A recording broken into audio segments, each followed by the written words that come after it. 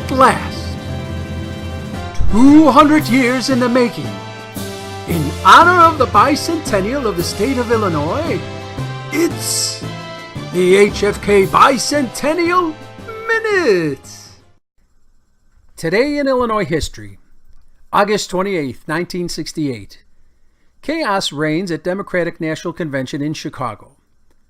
A week of protest, counter-protest, and police violence at the 1968 DNC stands symbolic in the nation's memory of an America torn apart by war.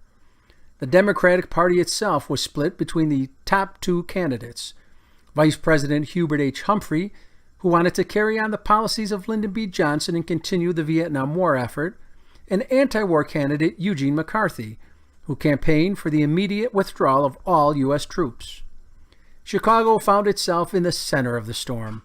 The Yippies, led by Abby Hoffman, Tom Hayden, and Dave Dellinger, were intent on causing major disruptions. Other protest groups, led by the Mobilization to End the War in Vietnam and Students for a Democratic Society, had been planning Convention Week protests for months. They arrived in great numbers and were highly organized, and not all were peaceful. Mayor Daley would have none of it. He took draconian measures, refusing to issue many of the permits applied to by various protest groups, vowing to enforce an 11 p.m. curfew, and training special police units in riot control.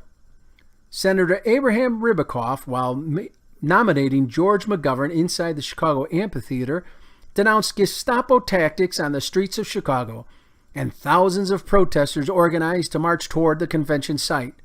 Police lines clashed against the group of protesters, and the nation's television cameras famously caught the ensuing chaos. By week's end, 668 arrests were made, nearly 1,000 protesters and 200 police sustained injuries, and Chicago was so stigmatized that the DNC would not return to the city for 28 years. Speaking at a press conference several days later, Daley made his famous gaffe. "The policeman isn't there to create disorder. The policeman is there to preserve disorder." Today's Illinois fact: between February 22nd and 28, 1900, Astoria, Illinois received 37.8 inches of snow, the most snow ever recorded in the state from a single weather event. And that's your HFK Bicentennial Minute.